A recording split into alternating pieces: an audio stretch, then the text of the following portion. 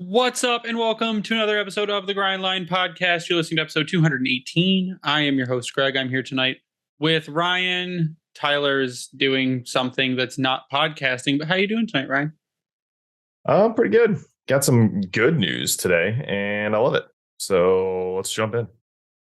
Yeah, for everyone that doesn't know, it's officially Oberon season, so go get your Oberon. It is. I don't have those yet. I am excited about that. I know. Chill. It's so good this year. It's like I'm waiting for tropical, but this year just like the base More is very fruity? good. More mellow almost. It's really good. So like normally you get the heavy wheat beer flavor. Yeah. And now it's a little more mellow, a little more smooth. Not overly fruity, but you still get the citrus. It's really good this year. I like that because the wheatiness kind of I thought it was heavy wheat last year. More like a Bud Light-esque, not as... I see what you're talking about. Yeah, a little bit more macro, a little less micro brew. Sure. It's really good. And I mean, it's nice, and it was warm this weekend. I mean, at least one day it was warm. So Sunday it was warm enough to go take a walk with the kids. Cleaned my garage, played outside with the kids. It was good Oberon weather. So way to go, Bell's Brewery. You can become the official beer of the Grindline Podcast. The weather's gone. Yeah, and we're back to rain and garbage time and snow apparently again. So that's not fun. No. Yeah, yep. But we have Red Wings stuff to talk about. Oh. Carter Mazur, off the top, we talked about Carter Mazur last week. Max Bultman did tweet just a minute ago that he's hearing that there's been progress between the Red Wings and forward prospect Carter Mazur on a contract that would turn Mazur pro. Mazur has been a breakout prospect for Detroit the last 2 seasons at Denver. A winger who can score and plays with an edge, which is what we need. We desperately need the offense after our shutout by the fucking Philadelphia Flyers who blow. Neat. So yeah, it was great. Carter Hart, the goalie who should be a Red Wing next season, shut us out. So we'll see what happens on the goalie front. But we talked about Carter Mazur, how he's lighting it up at Denver, who we hope is the Bertuzzi replacement. Yeah, it looks like our predictions were correct, and he is heading toward a contract. If Max is tweeting this now, I'm assuming it's going to be a matter of days before it happens. Right. Yeah, no, this is one you've been high on. I would almost say the last 2 years, because you need this type of body in the lineup. He's not the biggest player. Elite Prospects has him at 6'1", 172, so he needs some more meat on the bones. But at the same time, if you can play with an edge and piss people off, but also not get in the penalty box for it, I'm here for it. And he's a righty. We need more of those. I like those. Yeah, if he's 6'1", what do you think he pushes? You think he pushes 210? Not necessarily. I mean, if you're 6 foot 6'1", I'd like to see that up toward like 190, 195. It keeps him a little faster, I think, but I think he might push 200. I mean, he's 21, and I mean, you get him in the weight room, 200 would be almost 30 pounds, so that might be a bit of a reach. Yeah, I would push that maybe like 185, 190. Get some meat on there, then he can really start to piss people off. So in his last 10 games played, he has 11 points. That is with 3 goals out of those 11 points. 3 of them are goals, but he's been a plus except for 2 of the games. So he's been a positive player for Denver. Again, he had a breakout season. He's wearing an A, so there's the leadership ability as well. And for those that didn't listen last week, in 40 games played, 22 goals, 15 assists for 37 points. Half goal game average. Which is his sophomore season. Season at the University of Denver. And it's a guy we need to go pro, because we need the offense, and we need these prospects to start panning out and turning pro. Need some depth that's like got skill to it. And like I said, maybe he could have stayed another year, but I think his game has progressed far enough to be able to even push for a spot in Detroit next season. And if you see that signing of his ELC, maybe they think there's a chance he could break the lineup as early as next season. Yeah, I guess is that a type of player you're not as worried about being on the fourth line, like unlike a Berggren? I think it's a player that I'm not worried about a North American adjustment period, because he has been playing college hockey. So if you look at the guys coming out of college, a lot of them don't spend, I don't want to say a lot of them, but there are several of them that don't spend any time in the AHL.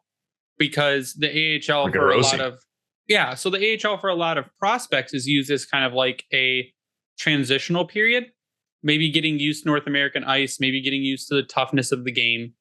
But when you're in the NCAA, you're already playing against guys that are your age generally, or a little bit older, and you're already playing on the smaller ice. So I don't think there's going to be that much more of a transition period for someone like a Carter Mazur as there would be for who we're going to talk about next, which also maybe it's not really the size, but William Wallinder.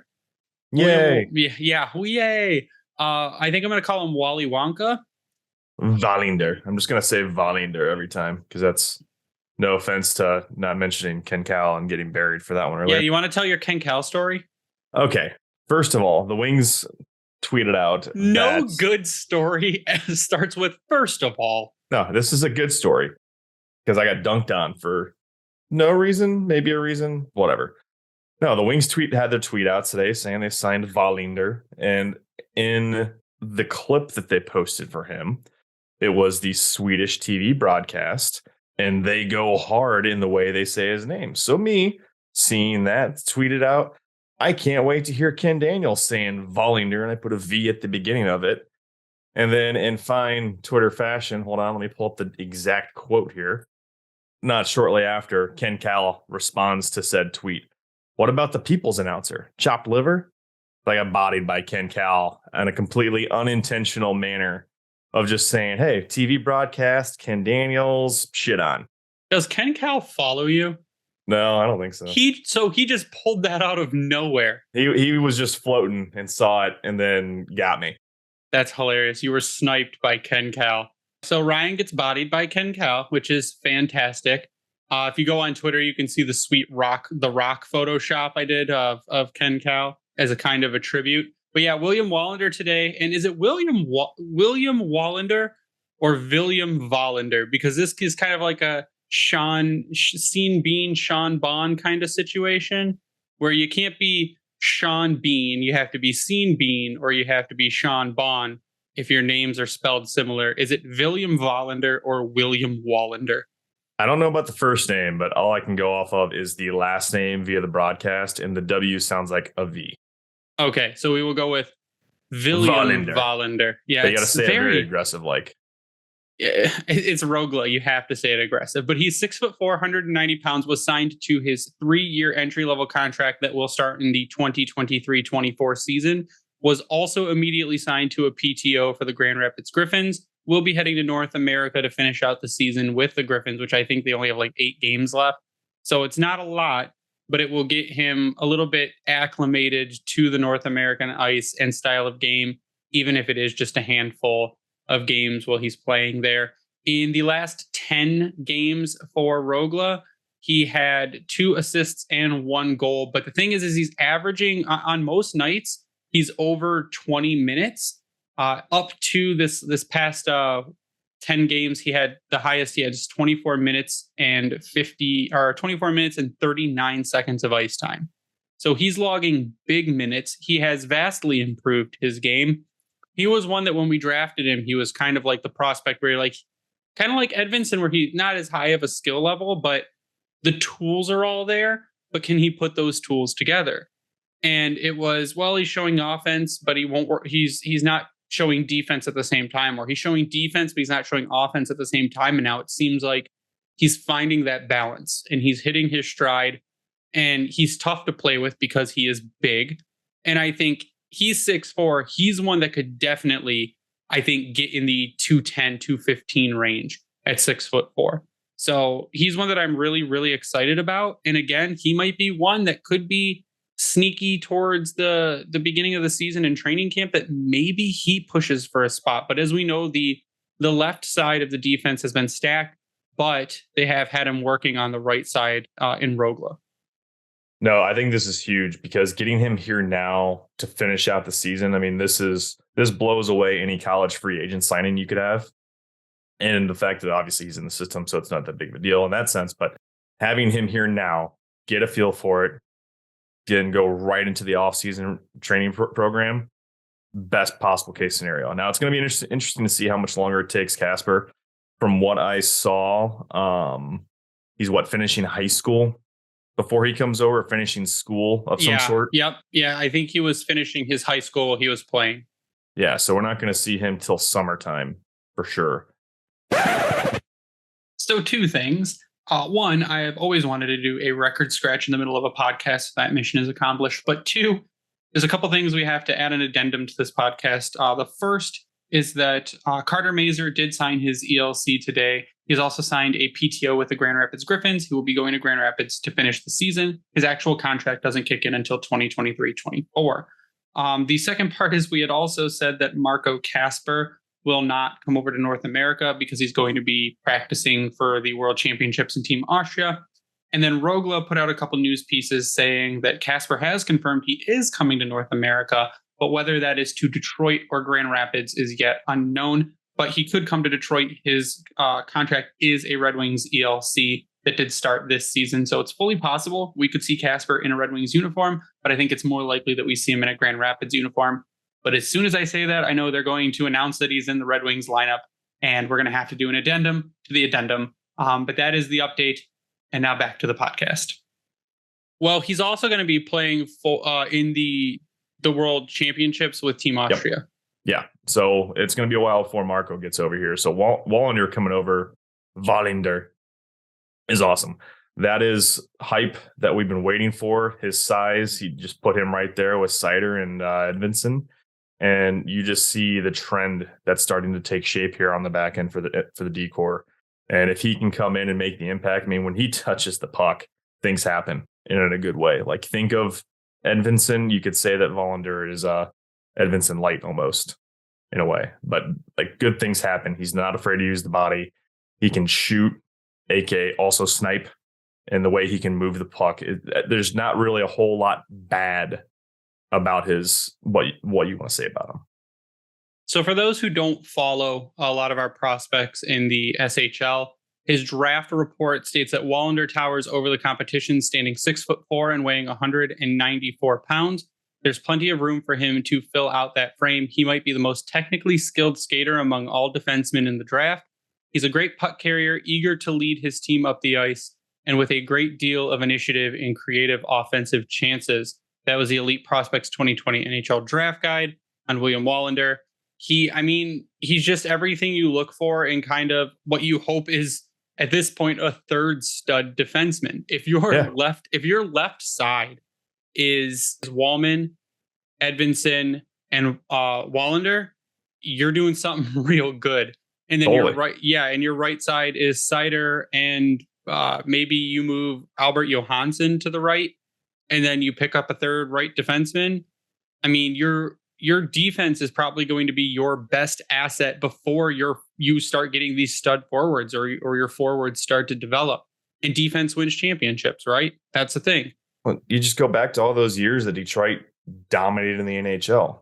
Everything started from the back end. We've seen glimpses of what a fast puck controlling defense can be for this team and how much more effective they look when it comes to the breakout, especially. Yeah, what could a good breakout pass do for this team, Ryan? Yeah, I mean, look what when Seider, Wallman, and Edvinsson in these last couple of games, when they've been able to connect on someone, they're flying because this team still has speed. We've lost a lot of talented players, but there's a lot of good skating still left from what was discharged. So you've got Edvinsson, the way that he's been skating, he looks like he's played in the league most of the year. But you see the difference in the impact it makes. Wallinder is another one of those guys that could potentially do that. And that's why I think there's a little bit more excitement knowing that he's now coming across the pond here probably within the week, you got to think, depending on if his visa and everything is good to go. So, and he's huge, 6'4". Now, that's where this plays in down the line. We don't know. Like you mentioned that he can go either side. Johansson could potentially go either side, but the preference for Yzerman, as he made it very clear, not saying that this is going to be for sure, because we saw the Wings all those years, how many lefties they had on the team. I think for a short while, Rafalski was their only right-handed shot. So, like, you look at things of that nature where Yzerman's like, yes, I want lefties and righties 3-3. But if you've got this type of talent, you get by. And I think the other thing that I've noticed too is if you look up and down, we're getting big players, like really big players, which is what we need is big, aggressive players, but they can all skate, which is the weirdest thing to me because normally when you think, oh, bigger player, you don't think super smooth skater, but Mo's a big guy, great skater. Wallinder, big guy, great skater. Simon Edvinsson, big guy, fantastic skater. And even down to like Elmer Soderblom, who one of his initial knocks was, holy shit, he's huge and he's clumsy. But for a guy that's that big, his skating has improved quite a bit to where I would call him a good skater. So that's the thing is that you're getting bigger, you're getting possibly more aggressive or more size and harder to knock off the puck. But there are guys that, like you said, can also contribute to that breakout. They can turn up ice and get the motor moving, and they're not like they're skating through cement, which is like what we've been used to the past how many years, is guys that are just slow. They're guys that can't pick it up, or the breakout is a lot slower because they can't join a rush because they're just not fast. These guys can skate. And I think that's what Yzerman's going for, is that he wants bigger guys, yeah, but he's pinpointing these bigger guys where they're not going to have to work a really long time on their skating because it's already mostly there. Well, I mean, look at what Hedman was doing in Tampa. Now, I know that's a very rare type of player to make a comparison to, but he led that charge of guys that could skate. Sergachev could skate well, big player, big body. Now, you look at what you just mentioned for Detroit. I mean, I throw it, Wallman's only 6'1", I say only. But you throw him into that mix because when he's back there skating, he looks like a forward. He's making forwards at the point, especially when they get inside the offensive zone, look silly because the way he's able to move and get around them. So it is impressive what they're starting to build out, because once you get these D-men that can actually move and make things happen and aren't just pylons back there, now your offense is just the opportunity is endless. I think Walman has tied Berggren for moves I've seen them make in tight, which is phenomenal. Like just Berggren's ability to turn on a dime and just immediately start going the other direction. And I've seen Walman do it a couple times. And that's the one thing that makes Walman, I think, special and why he's able to do a lot of what he can do now is his elusiveness and his ability to get out of pressure quickly. And I've seen a lot of the same where he's going full speed and then he's being chased and there's an immediate stop and the guy just blows past him too. So I think if Wallinder can do kind of the similar stuff, I've seen Edvinsson do it with a lot of the shifty moves he's been able to do. Seider, that's one thing that he's known for, is the spinaways and I mean reverse checks, but I mean not as bad. Hasn't been as much this year, but he's been smarter. They've been trying to play him looser, which has allowed him to get that extra separation and make either a quick one touch or even just back off and then hop the stick with a pass. Nice sauce or something. They're trying, I think, to make Seider a smarter player. Not to say he's not a smart player, but to be able to make those quick, smart plays instead of just throwing the body all the time. Now, he's not afraid to throw the body because... I'm saying the opponents have been less on in going at him to try to make that hit because more often than not... scared him. Yeah, more basically. They've scared him, but they also know that he can, if you have to pick and choose your battles with him at this point. Like the only time I've really seen him truly struggle outside of like the bouncing puck snafu when he's trying to pinch in on something is when he gets pressured down in the corners, because he'll try to make a fancy play and thinking he's going to get bodied by someone. And now they're starting to kind of go around him and play that puck and they're able to chip it loose or something along those lines. But again, that's just going to come with the growth. He's going to see how that all changes with each like throughout this year and use that again to his advantage, because he started to do that at the start of the season and then they just kind of evolved on what he had going on. But I'm not trying to use that as a knock. It's just that they've seen what he can do and they're trying to outsmart him, yet he's now getting ahead of the game after the fact. So, or you become Scott Laughton and get absolutely demolished by Seider. Seider destroyed in what Ken Cal called on the radio a bone-crushing hit to Scott Laughton by Mo Seider because he was getting frustrated. And then he drew a really, really good penalty. And the Red Wings couldn't do anything with, 8 power plays or 7 power plays that game. And they were like 0 for 7, which is not to get way too off topic, but I think Alex Tanguay's got to go, man. If you're that bad on the power play, like 0 for 7 or 0 for 8, that's inexcusable, especially when you've got guys like Raymond and you've got guys like Larkin and your system can't get going. That's a systems issue. And it's all get to the blue line and dump it in is what it looks like it is. If the drop pass doesn't work, which usually doesn't. And the power play drop pass should have been dead last season. And it's not dead. And they've stopped the cycle, because we've seen when they cycled, they look really good. And then the last game I watched, the cycle looked frantic. It was like they were passing too quickly and no one knew where to stand. And it just was all pass and no shoot. And now it's all drop and all off the wall and no cycle. It's like all of their actual thought process has been removed. They're so worried about, hey, we were told to be here. It's like watching little kids play hockey again, where coach told us to stand here, and then that's it. We're the South Park Cows, Ryan. It's the Detroit Red Wings versus the South Park Cows, and it is not going to look good. So I think Alex Tanguay was a holdover, and I think part of it was, and we've seen glimpses of what his scheme can do. Sure, but I think part of it was what Yzerman kind of did with Blashill, is give him a year. Like Tanguay was hired. Yeah, Tanguay was hired the year before Blash was let go, and maybe Yzerman's like, hey, let's see what Tanguay can do with another coach. Maybe another coach kind of gives him a few ideas or leaves him a little more open or whatever. Now it just looks like it might be Tanguay's system is not great. So maybe you get rid of him and bring in another, or let Lalone say, hey, I know who I want to run my power play. Right. Which is frustrating too, in the sense, because we've talked about it before. I mean, it's not like Tanguay hasn't built up a good resume, and he's been successful up to this point. It's just not seemingly working here. Now you could argue it's the players, whatever, but even with everyone healthy and the team being effective, I don't know. There's too much streakiness to really judge, I think, Tanguay fully, but one can argue he's had 2 full seasons to get this shit figured out, and it hasn't worked. So I'm on the fence. I wouldn't be against it. I don't know how long the contract actually was for. I would assume it was probably a 3-year deal. So maybe is he in year 3 or is it year 2? This would be year 2. I would think maybe he's got one more year, but that's the weird thing. Yzerman doesn't reveal lengths of contracts for coaches, so we don't know.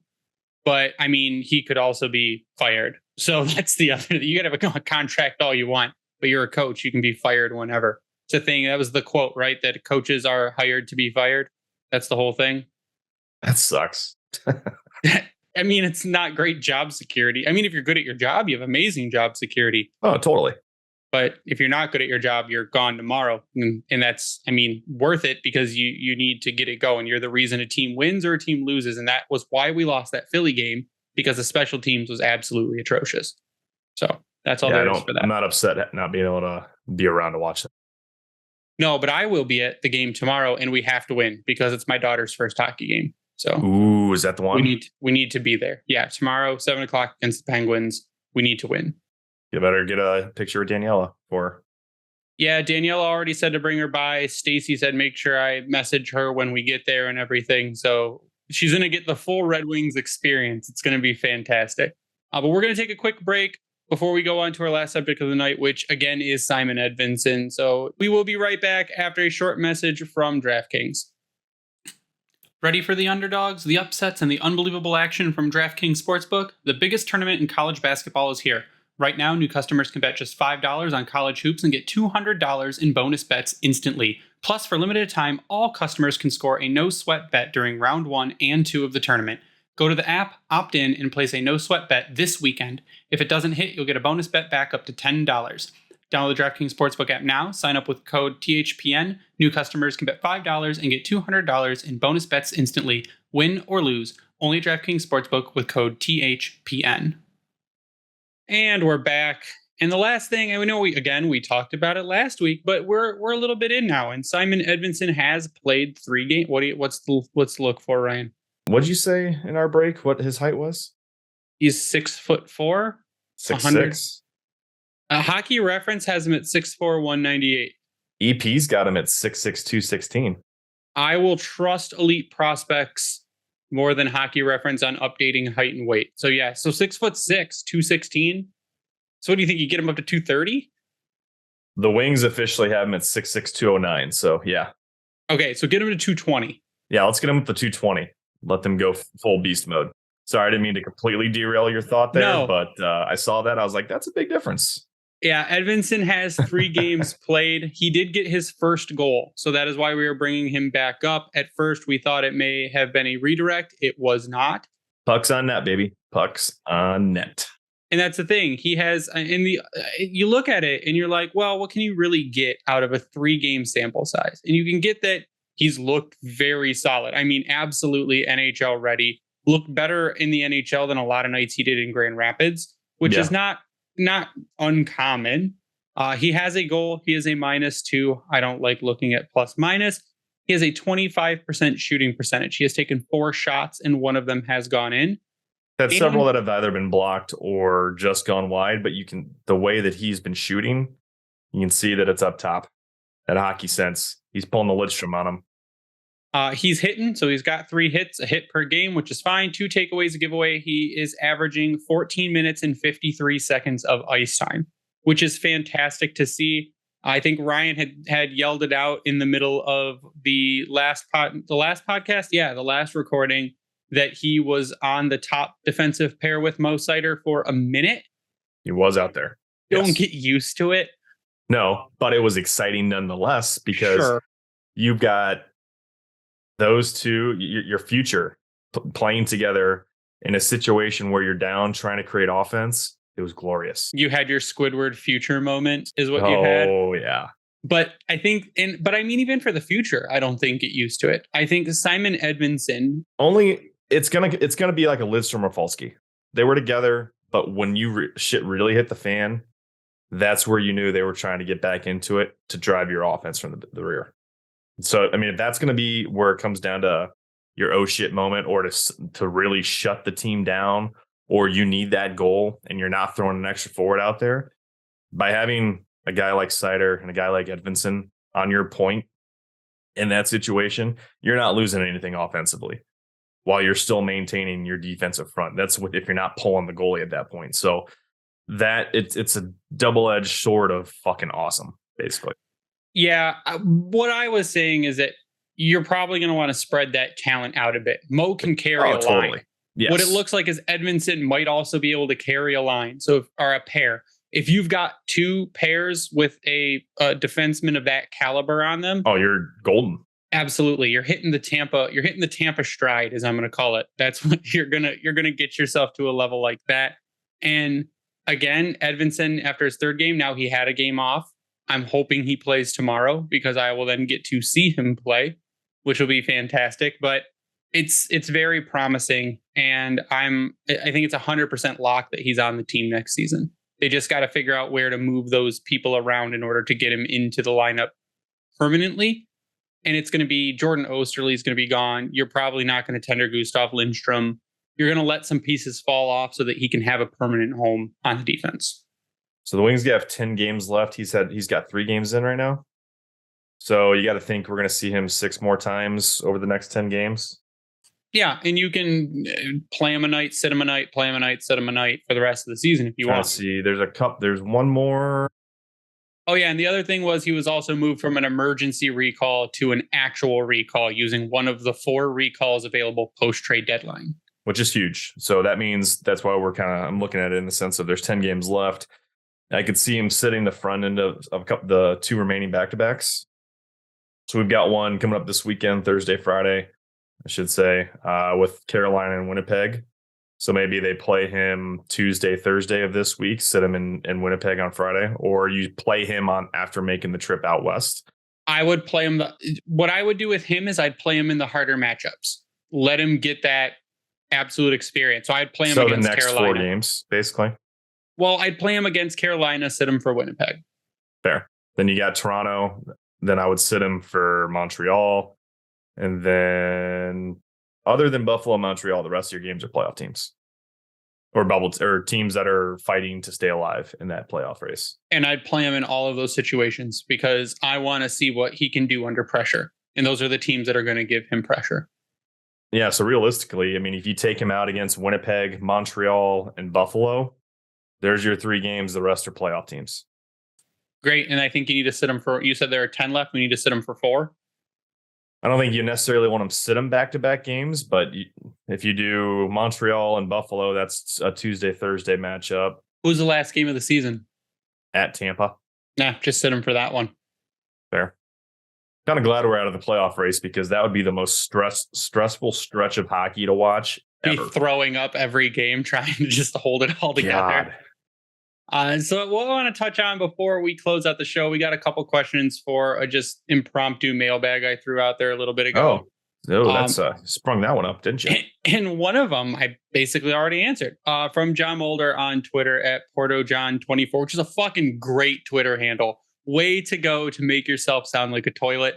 Phenomenal. What do you guys think about Mazur making the jump from the NCAA straight to Detroit's lineup? A third line of Mazur, Veleno, Zadina.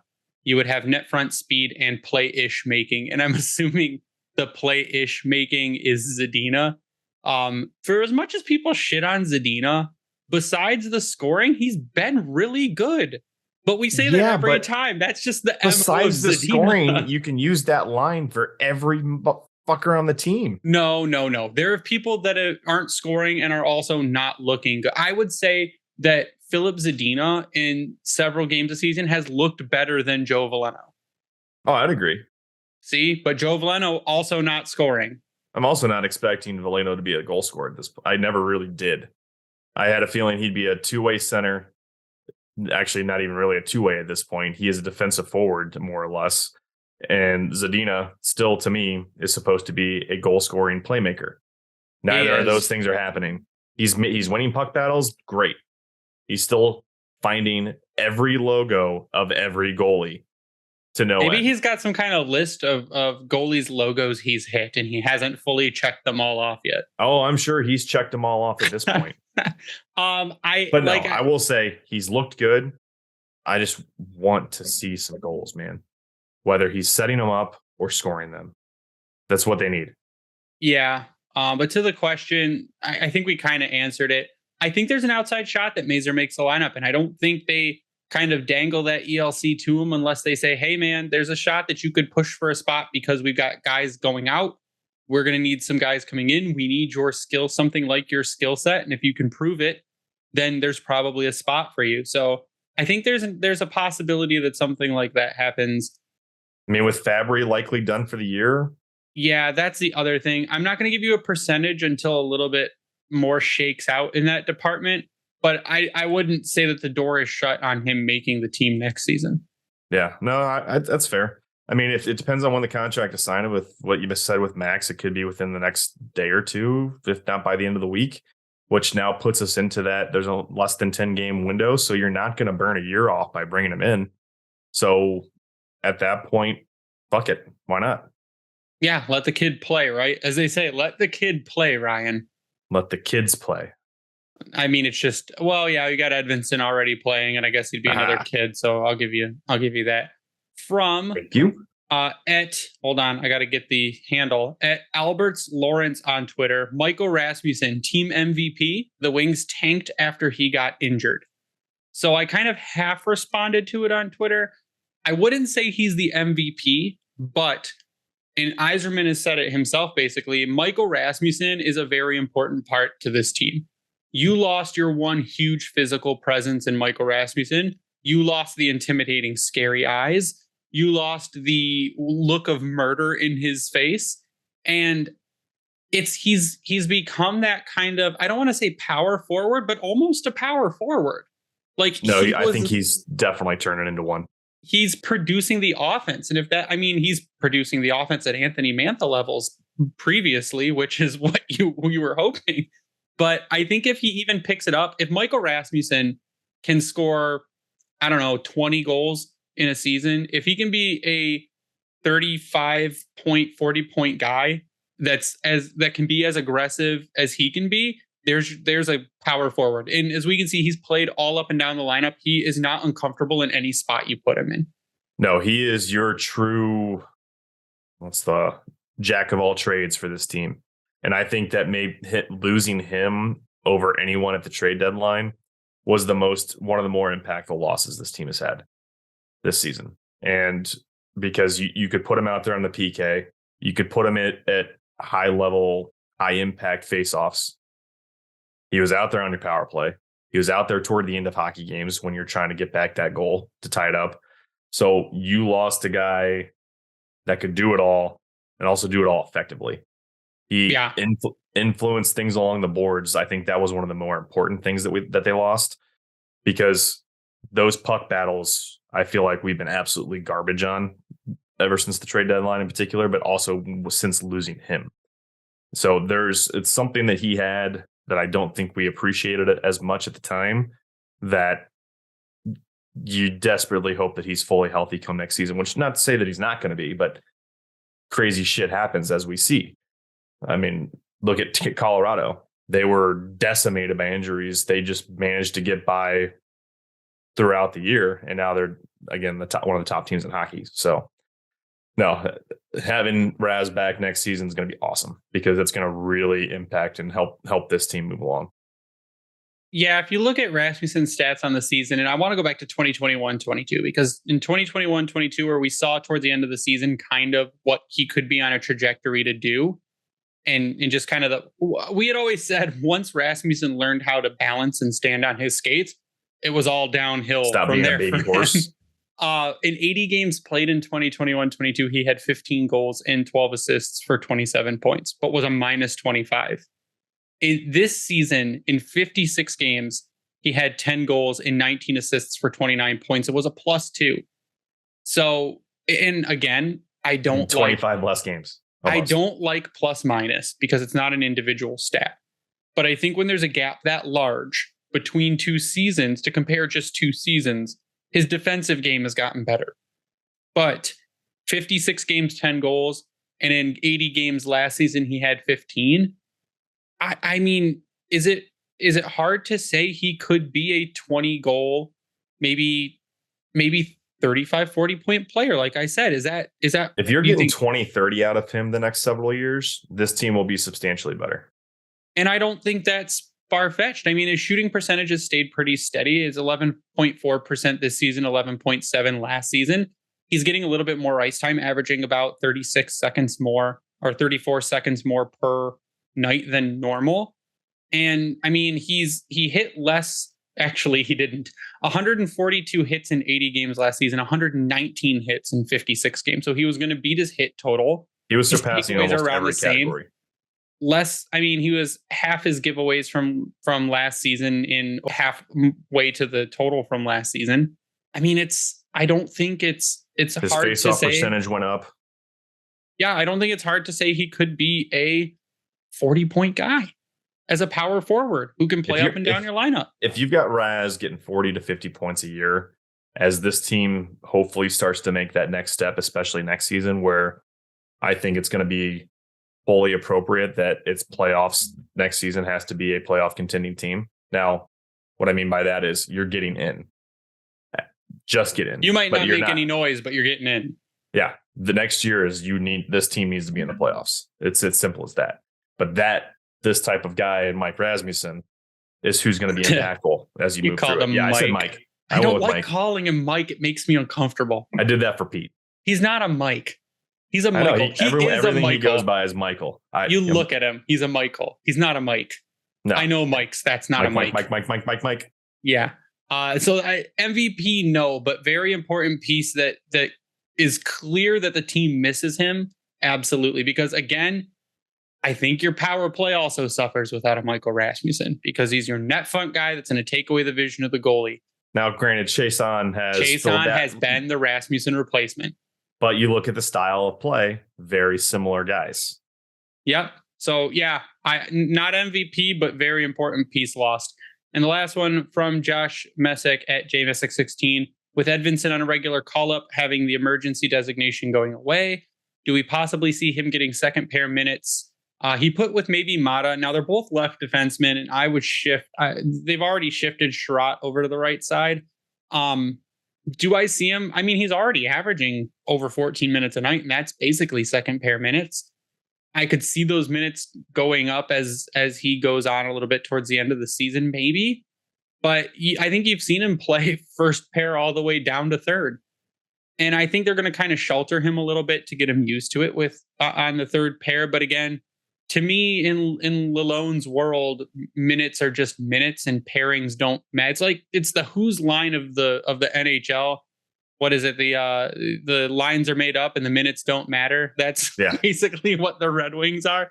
I mean, it's a second line could be a first line, and a third pair could get second pair minutes, and it's whatever matchups he feels like throwing out there. It's the opposite problem of the Blashill blender because it's more thought out, I think, than the Blashill blender.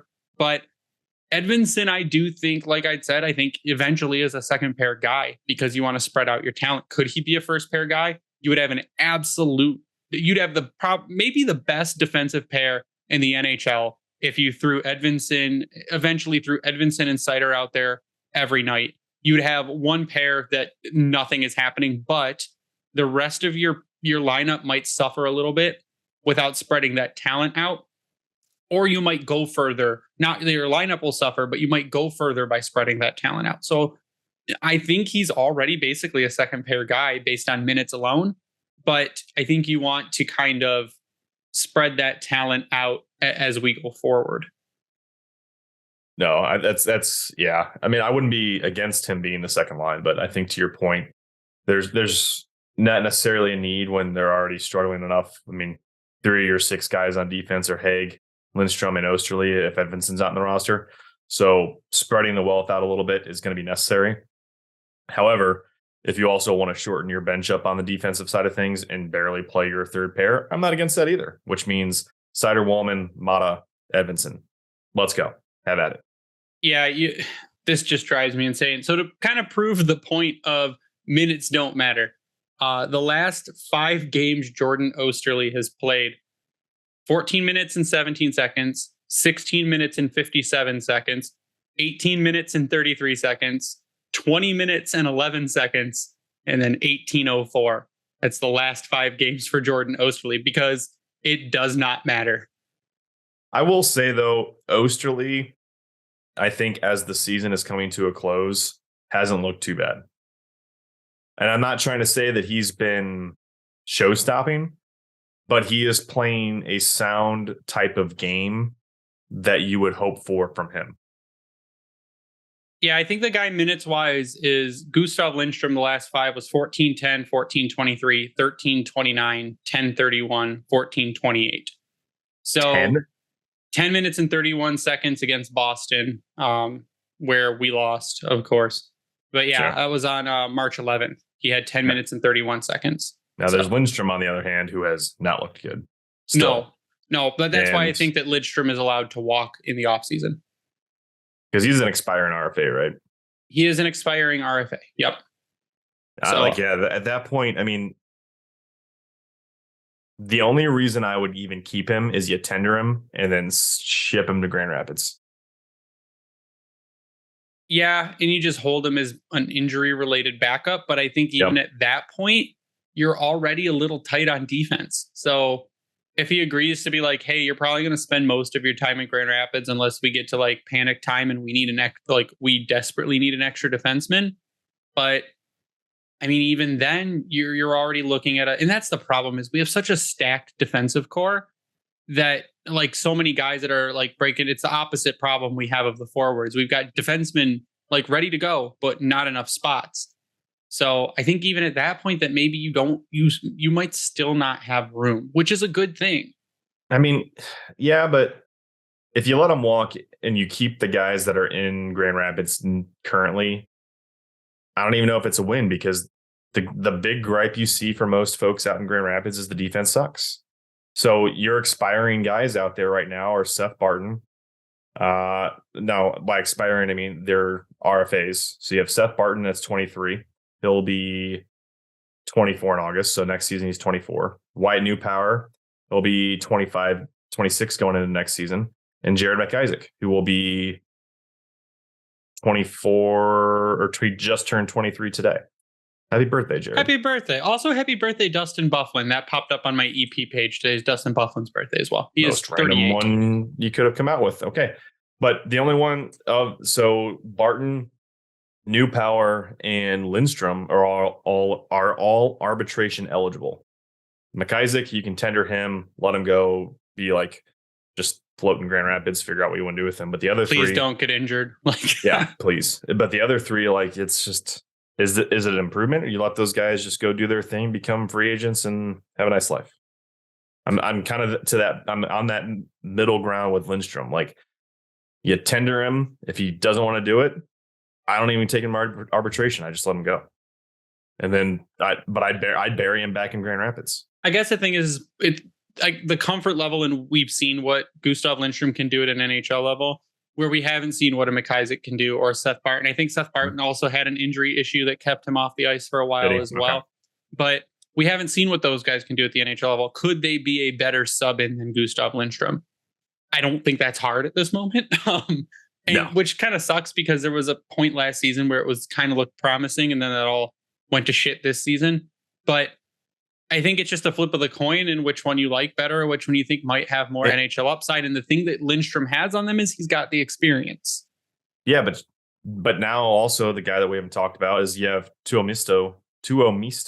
Yeah, you have got Antti Tuomisto, because he was also signed, which surprised me. Who's got 2 more years, and there's a right-handed D. Seth Barton's a right D, so you've got, and then Wyatt Newpower. So all the guys we just touched on, other than McIsaac, are right D. Yeah, so and I don't think Newpower's an NHL guy. Off the pot. Huh? I don't think Newpower's an NHL guy. No, but at the same time, you have other guys that could potentially make that jump. That's where I'm saying, if Lindstrom's down low, one of those guys becomes expendable, or you just stack it down there. Either way, I don't think he's going to, if he tries to push things and go to arbitration, I don't pay him and I let him go. Yeah, I think the one we're going to have to keep an eye on is Antti Tuomisto, because his development path was a little weird. He went to college, left college, went back to Liga, played there. The numbers don't jump off the page at you, but he's more of a defensive guy. He was getting outside decent that minutes. 6'4" size. That's what it is. I think he's big and he plays right. And if he can be better than a Gustav Lindstrom, and you have a big bottom pairing right defenseman, that's where you're going to get beat, is size. And if Yzerman's building the big boys club on the back end, it's going to be Tuomisto, because he's big. And just think of it in a way that that's going to be your shutdown guy along a guy like Edvinsson, potentially. Not saying this is going to happen, but that is how you could offset those two right there. Is you throw him on the right, be like, hey, go punch someone in the face and keep him off the goalie. Edvinsson just go skate around people. Kind of like what we hope Ben Sherratt would do without being a liability. Yeah, that's how the exact way we thought the season would go with Sider, but nope, it didn't. Yeah, so we'll see what happens there. And again, if they move Johansson over to the right, and maybe Tuomisto's your bottom pair right D, and he just goes and fucks shit up, which would be great, and not be a liability. That's all we need, is someone to not be a liability. But Ryan, I want to get your final thoughts before we sign off tonight. We're almost done for the season. It's sad, but also it's the final countdown. Makes me want to go play some chill now, which I'm probably doing after this. But anyways, final thoughts coming up on the final 10 games. Enjoy tomorrow. I'm assuming the wife is going as well. Yeah, me, the wife, and the daughter are going. Awesome. That'll be fantastic. Adrian's first game was awesome, so I'm sure you guys will have an amazing time. Make sure you get the little certificate for this is my first kids game. Club. Yeah, and I hope she stays awake, because her normal bedtime's around 8:00 and the game starts at 7. So we'll see. Ooh, well, good luck with that. But no, that'll be fun. My final thoughts, though, are going to be simple. I want to give a shout out and a thank you to Nicole Elizabeth at Nikki_Lizzie. She hooked me up with a Lucas Raymond bobblehead, which has now been added to my collection. Oh, you son of a bitch. I tweeted out my small collection that got started from this year. My dad was able to get me most of them because he had a small ticket plan.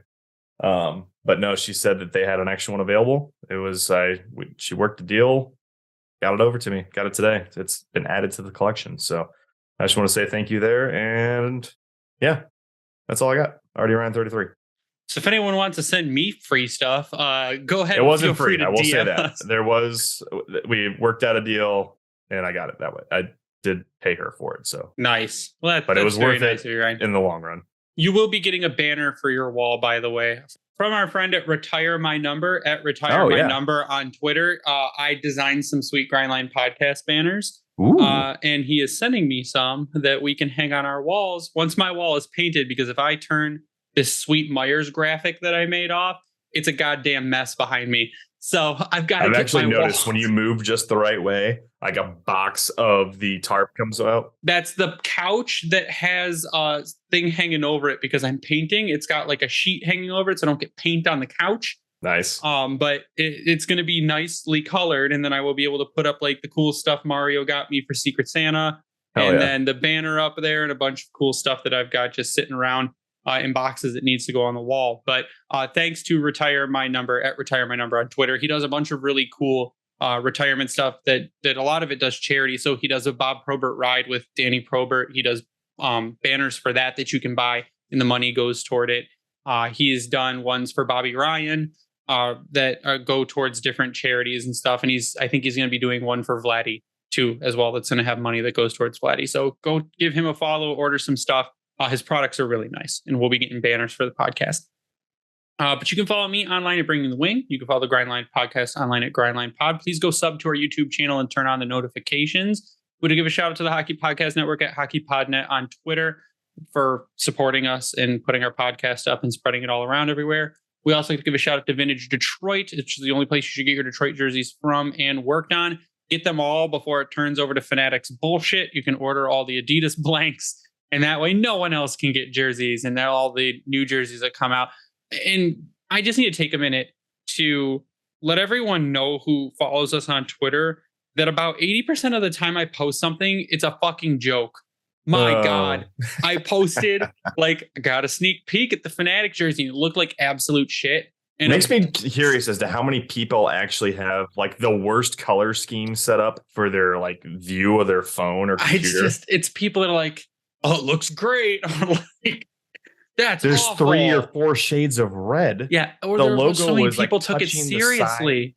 They took it seriously. They're like, oh, there's no way the NHL can let them do this. I'm like, guys, this is very obviously a joke. Like, just very obvious. Why would it have our logo on it if it was real? Like, come on. And whatever. I'm joking. 80% of the time, it's joking. Just it's memes and quality hockey content. That's what we're trying to put out. Just ask me if it's serious next time before running with it, because there were some quote tweets where people were very angry. And they took it very seriously. But at least Fanatic Sucks picked up on it, and they loved it. They did. And it was pretty funny. I thought it was a good joke, and a lot of people thought it was a good joke, but way too many people believe everything they read online. So don't do that, please. If you use the promo code GRINDLINE on Howie's Hockey Tape, you'll get 10% off your order. If you use the same promo code on Bring Hockey Back, you get 12. And you can check out our merch on redbubble.com by searching The Grind Line. I will have more designs probably within the next month or so. I'm going to try to ramp some of those up. I want to do a Kasper the Friendly Ghost kind of shirt before Kasper brings himself over here. And then I want to do kind of a, if Mazur keeps his mullet, I kind of want to do a Mazur mullet shirt. So we'll see how that works. Please say it's going to have the giant sunglasses too. Maybe. Porn stash might be awesome. I don't know. Apparently you need to make a People's Champ shirt for Ken Cal now. Ken. Sorry, Ken. Sorry, Ryan betrayed you. I hope the Rock picture makes up for it. People are so defensive, man. I would never say any ill will towards Ken Cal. Comment on a freaking TV broadcast, and then I got Ken Cal dropping the elbow. But after Ryan's been obliterated, that's going to do it for us tonight. So for Ryan, I am Greg. You stay classy, Hockey Town. Ugh.